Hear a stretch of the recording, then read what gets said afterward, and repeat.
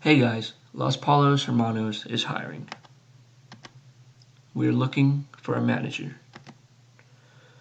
Some duties and responsibilities for our managers include scheduling shifts, overseeing food preparation, managing finances, appraising staff performance, and responding to customers. All of these are very important to run a smooth restaurant.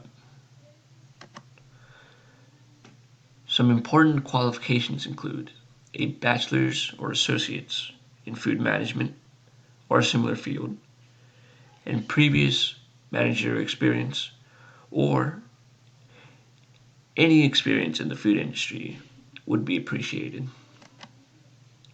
Salary and benefits include a starting salary of $40,000 a year, with benefits, of course, and there will also be bonuses at the end of each year, depending on how well you do that year, how well the restaurant that you're managing does that year, and many other factors, of course. And if you work with us for more than 5 years, you are capable of increasing your base salary to up to $65,000.